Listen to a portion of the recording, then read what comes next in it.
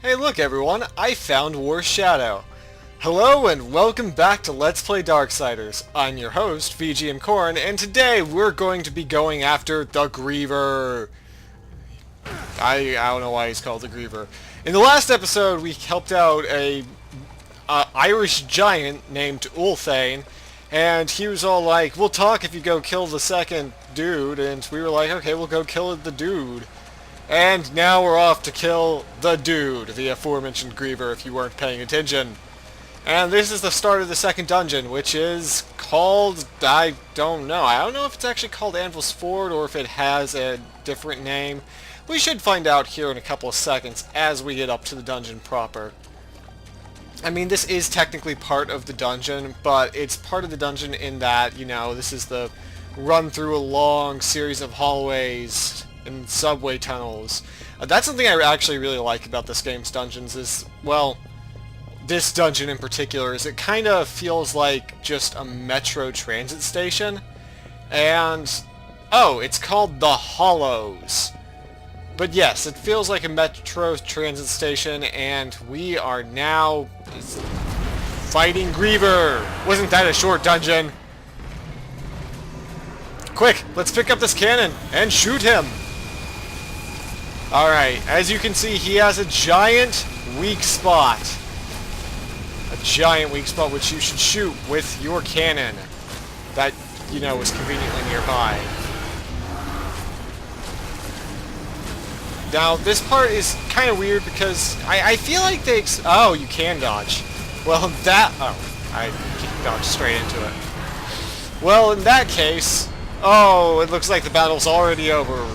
Wait, what's he doing to that clock tower? Get off of that, you don't belong there. All we do was piss her off. Let's find her and finish the job. And don't toy around with her this time. Well, as you can see, that was the Griever, and that was the first half of the boss fight with her. No, that was not the actual boss fight. I was just playing with you terribly. So in any case, just like last time, we're going to head off to the right first. Not necessarily because it's the right way, but because that's the way I go first when I play dungeons. I always go right. Because this is really stupid, but in my head, left is right, and right is wrong. Does that make sense? I don't know. But that's what I do. There are some interesting things in this dungeon, like ice crystals. Don't those look tasty. But for the most part... oh yes, I was going the right way. Excellent. And here we have another enemy. Oh no, four-winged bats! Nah, it doesn't have the same ring to it. It's not like fire bats, which were just the natural progression of bat. I mean, who needs a second set of wings? I mean, really. Alright, since there's electricity, you know, bubbling off of those stations, I think the best thing we can do is get in the water.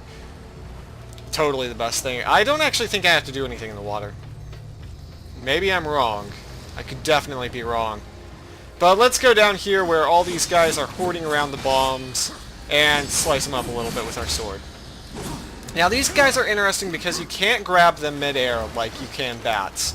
You can grab them when they fly down and try and attack you though, so it's kind of weird. Let's just go ahead and put this over here. Oh, there's something to this puzzle. There's something to this puzzle that I'm forgetting. What is it? Oh no. Oh no. Oh no, I'm just going to end up standing here and everyone's going to be like, dude, why did you just stand there for hours and hours and hours? And as you can see, this actually is a subway station. So that's kind of cool. We've got ice crystals, we've got water, we've got more ice crystals. Hey, this is an interesting place. Oh, no it's not. I lied! I'm sorry, I didn't mean to lie. Let's go over here and see if we can't figure this out. I remember that you have to turn the power on somehow, but I don't remember how. I think it's over here though. Oh, there are fish down there. Alright, well we're gonna follow the fish for the moment. Wait, no we're not. We're not gonna do that either. Tell you what, once I figure out where I'm going, I'll come back and tell you. Hey look everyone, I found some demon growth. It was all growing and demony, so I climbed onto it. And that's where I'm going. I don't know if this is going to take me the right direction, but it's going to take me a direction. And that has to count for something, I'm sure. Actually, I do remember where this takes me, because turning this switch is going to let us do something very important. Like, set things on fire. Those things, to be precise. Now, as you may have noticed, that's now on fire. So let's just do the responsible thing and light more stuff on fire. There we go. More is on fire, and more is better when it comes to fire. Now with a hop, skip, and jump over here, and then running away from... Ah, yes. Yes, once these guys get low enough to the ground, you can leap up and just tear them apart. And they give you a lot of health. A lot of health. Let's see, I think I'm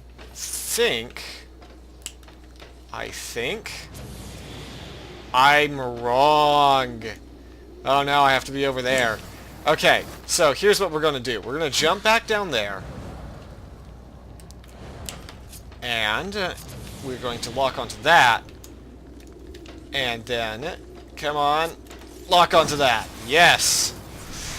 Okay, now that's on fire, and now I need to get right back up there. So, a copious amount of climbing later, I am back up here and ready to completely fail my lock-on test. It's great. With that exploded, we are now well on our way to opening that door and watching something climb and phase through a fan. Hint, it might be a demon. But it's probably not a phase demon. That was probably just very badly coded. Okay, so now what am I doing? I hear something roaring at me. Come back, Mr. Roarer. Did you go over here? You did, didn't you? Yes, I know I'm completely ignoring the room that was back there, but there's a reason for that. Oh, hello. Now, this guy is a upgrade of the very basic Zergling type enemy that we've seen earlier in the game. In our words, he's exactly the same, except that his character model is a little bit different. So that's great. But as far as fighting them goes, just employ the same tactics as before. While I'm doing that, I want to talk a bit about the characters in this game, like Ulthane and Vulgrim and all of them. They're great. I need to actually think about what I'm going to say here for a second. Basically, what I'm thinking is that the characters in Darksiders may not be particularly deep, but they are well crafted. They're interesting. They all kind of take on a trope and then invert it a little bit. Like Ulthane, he's your forge giant guy, but he's also Irish for some reason. And then Vulgrim's design is just fantastic, and so is the Watcher's, just from a character modeling perspective. So, the characters in this game are really great and really memorable, except for War himself. War is probably the least memorable... Wow, that was some really bad camera work there. I'm sorry for your eyes. War is probably the least memorable character in this game. It's not because War's bad, mind. It's just because, unlike everyone else, he just doesn't really do anything. Like, he's all like, "Rawr, I'm War," and you're like, "Yeah, that's cool, bro." And that's basically it. War's character never gets any deeper from what you've already seen. Hey, there's a chest over there. Remind me not to ignore it. Oh good, those enemies can be killed. I'm probably not going to execute them on basis of there's a giant guy in my face. But if yeah, I've got this guy finished off, so I'll go back to doing executions now. Anyways, about the characters. War is easily the least memorable character in this game for me. Like, I remember Vulgrim and Samael and Ulthane and all of them, but if you asked me to, like, talk about War, I wouldn't have a whole lot to say. And, again, it's not that War is a particularly bad character. It's just that compared to everyone else, he's kind of just not as interesting. I don't know. Maybe that's just me. Comment below. And now we have uncovered a watery, grassy hole. That's great. I'm glad we managed to do that. There's this chest, and there's also another chest. This is an abyssal armor piece. That makes 4. And yes, that does make 4. You can get the abyssal armor pretty quickly throughout the game. Though the last couple of pieces only really become available in the last sections of this game. Speaking of, I know people are going to ask, this game is pretty short. Like, well, I mean, it's not. For an action game, it's fairly long. For a Zelda-type game, it's fairly short. It's, like, I believe there are 4 main dungeons throughout. That requires a key. Are you serious? You jerk. Okay, we're going over into this water then. There are 4 main dungeons in this game. And all of them are pretty big, as you can already kind of tell from this one, I'm guessing. Okay, the water there is going really fast, meaning we can't go that way yet, so let's go down here and check out what we can check out. This is the water dungeon of the game. Plain and simple, this is where you're going to get wet. Reaper, this enhances the souls you get from enemies. It is more effective on the scythe. I am like 90% sure of that. I would go check the additional dialogue, but I don't want to really waste the time doing that. But basically, if you want even more souls, you should equip Reaper, and you should equip the scythe, and you'll be fine from there on out. We got a Wrath Shard, which means we got a new Wrath Bar since we were so close to getting one last time. That means we have 4 magic casting capabilities, and so on. Going back to War's character, he is the least memorable, and that is something they addressed in Darksiders 2. Death became a very memorable, very talkative character, which was surprising to me that Death was talked more than War, but the game evolved from being a Zelda clone to being a very traditional action RPG in Darksiders 2, which I wholeheartedly recommend that you pick up, even though THQ and Vigil are dead. In fact, maybe that's more reason to pick it up. In any case, there are still some memorable characters left. Like, I mean, that angel chick was kind of memorable, even if her boss fight was laughably simple and easy. But, I mean, I don't know. Darksiders has very good supporting characters, but its actual characters, the main ones it wants you to pay attention to, aren't that great. Kinda weird. Stab a door, and it's open. Let's go in there. You might have been noticing that there are blue crystals throughout this entire bloody area. You might be thinking to yourself, I wonder what could be in the chest.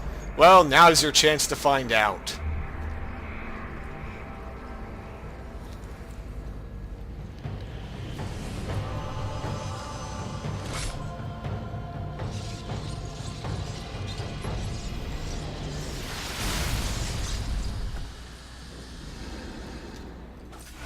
So apparently blue crystals have souls in them. This is the Trimmer Gauntlet. It is the second secondary weapon. Secondary? Yes, it is the second secondary weapon in the game. It, unlike the Scythe, is mostly in fact, completely unlike the Scythe, is completely based on physical attacks and punching. A lot of punching on this thing. So, what do you need to know about this? It can punch blue crystals. Sorry about that, my mic cut off for a second. It can punch blue crystals. It can also punch enemies. You can charge it up and punch enemies harder. Actually, you don't really charge up as much as you... Well, I don't know. I don't know how to split that. Alright, so... This enemy that I'm fighting right here, right now, is a little bit different from other enemies in the game. Because, well, instead of words, once you execute it the first time, you don't actually kill it. It gets back down on the ground and it starts fighting you some more. You must execute it twice in order to kill it. At least I think it's twice. And then you'll pull off its other horn and cut off its head. It is one of the most long-lived demons in the game. And before I go on here, I'm going to take a quick pause, and we are going to assign our relics. We are going to take the Reaper and put it on the Scythe, and the Weapon Master and put it on the Gauntlet. Actually, no, we're going to put Combat Lore on the Gauntlet, because Combat Lore improves War's armor level. And yes, additional souls are rewarded when using the Scythe. So, now you know. So, I have just increased War's armor, which is a bad way of the game telling you that you now take less damage. So, now for another thing, you might have noticed that I switched between the Scythe and the Gauntlet there. You can press down on the D-pad to switch between weapons. This is, well, I mean, it's not important, but this is good to know for you. Because it can be kind of fun to string combos together. It isn't strictly necessary. Once you get the Gauntlet, because of how wide of an attack War's sword has, it kind of is a moot point. I mean, that's just kind of how it is. It's a moot point to really have the Scythe equipped, because War's sword already does a massive AoE every time you attack. And yes, more enemies, including our big guy. So you know what means that time it means it is? It means it's time to become a giant, angry demon that's giant and angry and red and very red. That's all I got for that. When you're in demon form and you're fighting these guys, be sure and hit them hard, because you will still have to execute them twice if they don't, if you don't deal enough damage to them while you're in your demon chaos form. I should really stop saying demon form. It is not a demon form. That's part of the lore that, well, the game doesn't explain to you. It's most of the lore, if you want to understand what the hell is happening, Darksiders 2 actually provides a lot more context for the situation. So, that's a thing. We have almost 10,000 souls. I am excited to get that many souls. I don't think I've ever found that many souls in this game before. And with our way finally cleared, we can punch that chest to regain our health and punch some crystals. Punching crystals, well, that's what it does. You punch them. Oh, that's a wall I can climb. I look at the wall, stare at it, walk away from it. I'm great. So you open this and you get a Beholder's Key. You can now behold a door. Which, you remember that door that you came in? Well, it's up there. You can't get back to it. It's red on my mini-map. Just trust me. But you can get in this door. This door will take you to a place. What kind of place? A placey place. I don't know what it is with Darksiders and needing to go right into dungeons first. But it definitely is a theme that prevails until, well, until you see that it doesn't anymore. But in any case, we are back underwater, and I'm going to talk about the game some more. The art style of this game is really pretty. Like, once again, hate to do this to myself because I keep sounding like a broken record doing it, but Darksiders 2 has a fantastic art style. It has the same art style, but it's a little bit more detailed, crisp, clear. It's better. That's the only way for it. I still really like the art style in this game. It is fantastic. Let's turn this thing. I don't know. Oh, I remember what to do here. I lied. I don't not know. What's that do? Let's turn it. Oh, drag it. Alright, Shockwave Punch. I was waiting for the game to tell you about this. So, you've been maybe wondering, well, I want to get this platform up there. How do I do that? Well, you punch it! And the problem is, I already raised that platform, so let's bring it back down to the ground. Oh, man. Yes, War's skills continue to mainly be about punching people and punching objects. I don't think there's anything else up there. Maybe I'll go check. Maybe I won't. Anyways, grab this object, bring it to the edge here, and... Not that. Not that. As I was saying, grab it and punch it onto the next platform. Yes, this is that kind of puzzle. This is the kind of puzzle where you bring up platforms so you can punch a giant cylinder onto the next one. Now, whatever you do, don't miss this punch. Like, really, don't do it. You will regret it. You will hate yourself. Actually, I don't think I need... Oh, here we go, here we go. Okay, hurry up. What you want to do is you want to get over to that platform and lower it so that you can punch this one over to that platform successfully. What does this get you, you may ask? Well, it gets you a fantastic weekend in Paris. No. What it gets you is the way out of this room and back into the rest of the dungeon. Hey, I punched you. When I punch you, I expect you to go flying. Thank you. As you might have seen, there's an artifact back over here, and before I leave this room, I'm gonna do a quick check for treasure of it, because I don't remember there being any chests, but no, there aren't any. No. Well, there's that green one. Do we care about that? Should I go get that? And that yellow one. I believe I have full health and full life, so yeah, we're gonna go with the whole not caring. Alright, I'm gonna get back over there.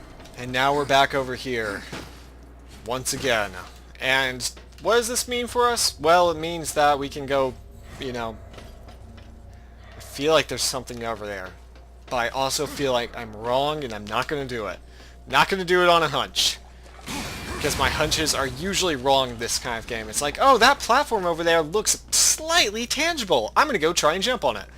That is how I play the Legend of Zelda games. And that's also why I die in them a lot. I try and get places where you shouldn't get.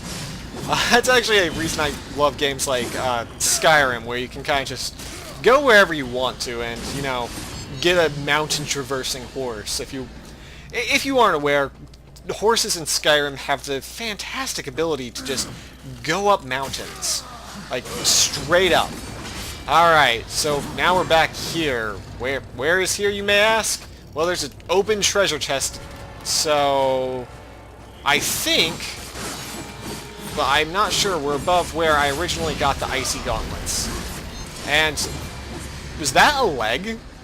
Was that a Griever leg? Oh. Oh, it was. Oh, I don't like that. No, I do not want to get crushed. Go away. And it's the Griever again. She is very angry, and she just flew away. Looks like she played you again. If at first you don't succeed, I guess. Thanks, Watcher. I needed that. Needed that vote of confidence from you. And what you do instead, you just mock me. Why, Watcher, why?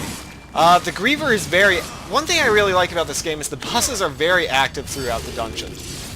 Like, in the first Twilight Cathedral, you had the boss fighting the Griffin throughout the dungeon, or at least through part of the dungeon. Here, the Griever constantly comes and makes you look incompetent. Thanks, Griever. In later dungeons, this kind of wears off a little bit. Or does it? I might be talking out of my ass. I don't know. I guess I'll just have to figure it out. This is the only other dungeon in the game No, that's not true either. This is one of the few dungeons, there we go, in the game that I've done multiple times. The others I haven't done quite as much. Now, we're going a little long on time here, but I kinda... Oh god!